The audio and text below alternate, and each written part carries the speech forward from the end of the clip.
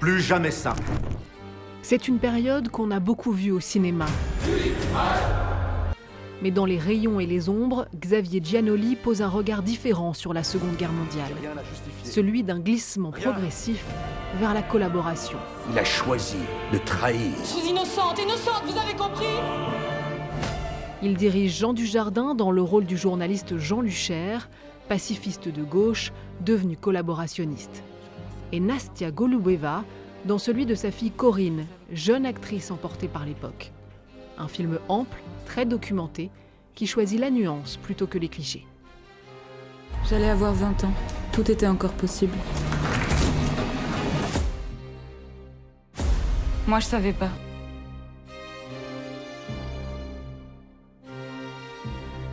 Bonjour à tous les deux d'abord, et bravo pour le film. Bonjour. Xavier Giannoli, au début de ce film, on découvre deux idéalistes pacifistes. On est au milieu des années 20. Le français Jean Lucher et son ami allemand Otto Abetz, ils se battent pour l'entente franco-allemande. Et rien ne les destine à devenir des fervents partisans de la collaboration et de ses horreurs. Et vous montrez de façon passionnante ce glissement vers la collaboration. Qu'est-ce qui vous intéressait dans ce moment de bascule ?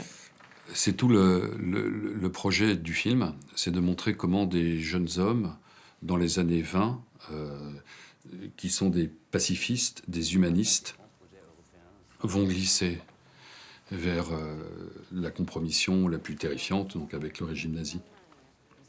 Quels sont les ressorts de cette compromission? Qu'est-ce qui s'est passé dans leur vie? Comment est-ce qu'on commence en étant proche des ligues contre l'antisémitisme? Comment est-ce qu'on commence en étant un pacifiste qui veut réconcilier l'Allemagne et la France, plus jamais de guerre? Et on termine à des congrès de la Waffen-SS. L'ennemi aujourd'hui, c'est le communisme russe, pas l'Allemagne. L'Allemagne, c'est encore l'Europe, c'est l'Occident. Je crois qu'il faut maintenir le dialogue avec Hitler. Il faut continuer à négocier, à discuter. Il faut éviter l'escalade aussi. Il faut faire des concessions. Voilà, trouver des points d'entente. Ces destins m'ont interrogé et puis je me suis dit que ça nous rappelait aussi de quoi les hommes et la France sont capables. Nastia, vous jouez Corinne Lucher, vous êtes la fille de Jean Lucher. Peut-être on peut commencer par présenter ce personnage qui a été en fait complètement effacé par l'histoire, mais qui est vraiment une vedette à cette époque. Vous pouvez nous dire quelques mots de Corinne? C'est une fille qui a grandi avec un père au début très aimant, très humain. Elle avait une éducation libre, elle pouvait faire tout ce qu'elle voulait. Et lui, qui était dans la politique, elle a participé à des réunions, elle a vu, elle connaît ça. Il lui a toujours dit, ne lis pas les journaux parce que c'est rempli de mensonges, c'est n'importe quoi, la politique c'est nul. Et moi, je sais. Et vu qu'elle voyait son père très humain, elle lui a fait confiance. Et donc elle a grandi dans un monde un peu parallèle où elle faisait plein de choses, elle jouait du piano, elle aimait les animaux, elle sortait avec ses amis, elle allait au théâtre, elle jouait au théâtre, elle allait au cinéma. Plus tard, on nous traitera, mon père et moi, de salauds, de traîtres à la patrie, de collabos. Mais quand est-ce qu'on devient une collabo? En allant à des cocktails? Peut-être. Je connaissais beaucoup de gens qui étaient là. Je les avais croisés avec mon père depuis que j'étais enfant. J'étais heureuse de revoir Suzanne et Otto. J'avais grandi avec eux. Mais je pense que le moment de bascule, c'est quand lui, il a commencé à profiter d'elle et à l'emmener dans ses réceptions pour que ça marche et tout ça, et qu'elle a commencé à sentir qu'elle était utilisée. Et d'un autre côté, elle voit aussi que l'histoire prend le dessus, dépasse son propre père. Elle sent qu'il est dépassé, qu'il ne sait plus comment gérer la situation. Et pour elle, qui a toujours idéalisé son père, si son père ne sait pas gérer la situation, mais alors elle, évidemment qu'elle ne sait pas gérer la situation. C'est-à-dire que c'est inimaginable. Monsieur Lucher? Oui. Vous êtes attendu.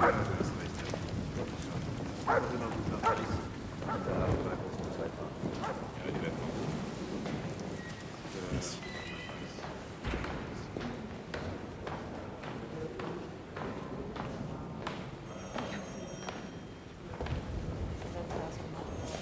Comment je dois t'appeler maintenant? Monsieur l'ambassadeur? Ich will nicht gestört werden. Tu as vu Laval à Vichy, on m'a dit, hein? C'est lui qui m'a fait venir, oui. Ils savent qu'on est amis. On est toujours amis? Arrête. Les films sur la Seconde Guerre mondiale, on en a vu beaucoup au cinéma. Ils ont, pour certains, le défaut d'être assez manichéens. Et ce qui est formidable avec votre film, c'est que vous amenez le spectateur à comprendre peut-être ces personnages, aussi détestables soient-ils. Comment vous avez géré ce risque, comprendre sans excuser? C'est tout le pari du film, d'aller traverser cette zone où quelque chose de la France s'est perdu, la collaboration, d'être du point de vue des collaborateurs, ce qui n'a jamais été fait au cinéma, et évidemment avec la peur d'embrayer une empathie ou une complaisance. Non, c'est ça le pari cinématographique du film. On va suivre ces gens, et en même temps, le film va chercher son équilibre entre une forme de fascination pour toutes les scènes, je crois, folles auxquelles on assiste de ce qu'a été une certaine collaboration mondaine. Notamment ces scènes de fête partie, qui sont incroyables. les scènes à l'ambassade d'Allemagne où on découvre le tout Paris qui vient parler avec ces jeunes nazis qui sont francophiles et intelligents et manipulateurs. On n'avait jamais vu ça. Et l'équilibre, c'était d'être dans un rapport entre une forme de fascination et en même temps d'absence de complaisance. Victor Hugo, dans le poème auquel fait le titre du film allusion, dit blâmer tous et ne comprendre rien. Et comprendre quelqu'un, ce n'est pas l'excuser. Mais si vous ne comprenez pas votre histoire, vous êtes condamné à la revivre.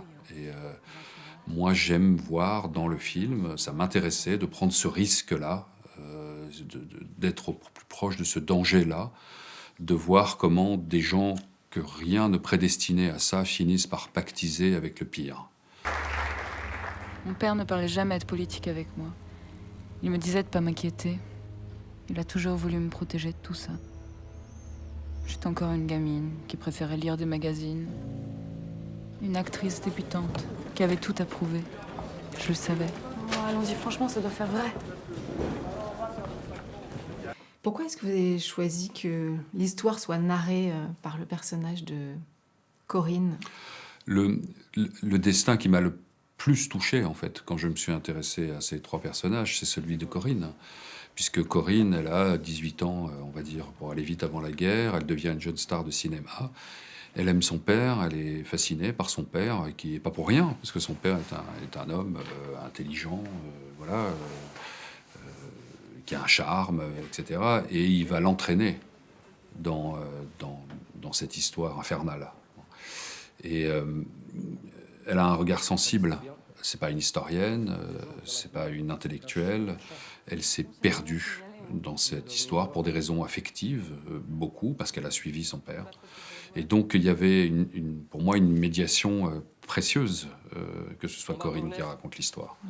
Nastia, vous n'avez que 21 ans. Racontez-nous comment vous vous êtes imprégné, peut-être, de ces années 30, cette Seconde Guerre mondiale. Comment vous avez approché ce personnage de Corinne? Beaucoup de choses. J'ai évidemment regardé tous ses films à elle, et j'ai regardé beaucoup de films avec Greta Garbo parce que c'était son idole.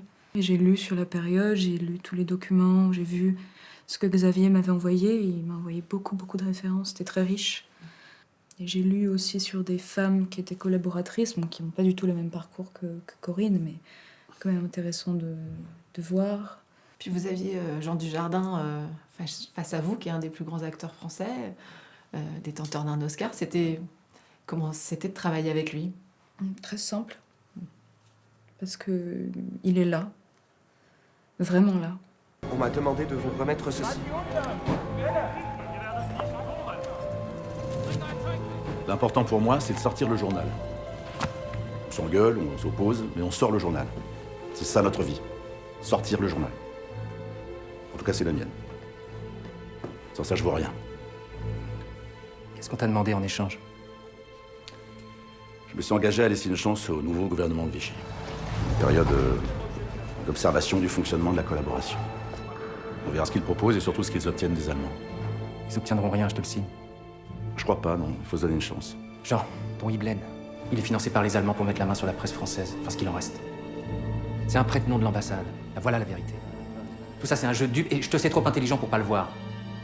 Pourquoi est-ce que vous avez choisi Jean Dujardin pour incarner Jean Luchaire? Je pense que j'aurais pas fait ce film sans Jean. Le hasard a fait qu'on s'est croisés quand j'étais en train de lire la biographie de Jean Luchaire. Et quand je tournais les pages, j'ai tout de suite vu que le destin de cet homme avait besoin du cinéma, d'une certaine façon. Voilà. Et puis je lui ai donné mon exemplaire, je l'ai croisé par hasard. Et je lui ai dit, quand je tourne les pages, je pense à vous. Il l'a lu et il m'a rappelé. Il m'a dit, ça me fait très peur, mais ça m'intéresse beaucoup. Voilà. Et donc, tout le film s'est fait avec cet équilibre-là. On avait peur et en même temps, on savait qu'on faisait quelque chose d'important. En tout cas, on voulait le croire. Dernière question, le film sort dans un contexte actuel où on parle beaucoup de propagande, on parle beaucoup de montée des extrémismes sans faire de parallèles forcés. Mais quelle discussion vous aimeriez que le film engage parmi les spectateurs? Je pense que le film ouvre la boîte noire d'une certaine francitude, on va dire. Et on voit de quoi la France a été capable. Et donc, je ne pouvais pas imaginer, il y a 5 ou 6 ans, quand je commence à m'intéresser à ce sujet, qu'une campagne électorale allait s'articuler autour des thèmes du fascisme, du nazisme et de l'antisémitisme. Enfin, que ce soit à ce point-là. Et le film entre en résonance avec l'époque, parce qu'on voit comment chacun peut s'inventer une raison de pactiser avec les idées les plus dangereuses. Donc si le film attise une vigilance, ce sera déjà quelque chose de bien. En plus, je l'espère, d'être un spectacle cinématographique, puisque c'est quand même ça ma vie. Et mon obsession, c'est essayer qu'il y ait du cinéma dans le film. Et c'est aussi un très beau film de cinéma. Merci beaucoup. Merci à tous les deux. Merci. J'ai rien à justifier. Rien. Il a choisi de trahir. Je suis innocente, innocente, vous avez compris? Il a choisi l'or. La compromission. À qui tu dois rendre des comptes pour tout ça? À ma conscience.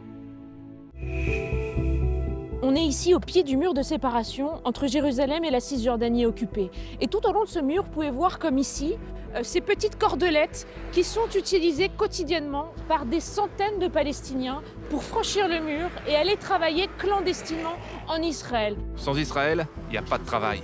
On les a rencontrés, on leur a demandé pourquoi ils sont prêts à faire ce voyage de tous les dangers. C'est là, au début du grillage, qu'ils ont ouvert le feu. On a aussi enquêté sur des réseaux de passeurs, des mafias palestiniennes qui profitent de ces trafics pour s'enrichir. Cisjordanie, au pied du mur. Un document à voir sur France 24.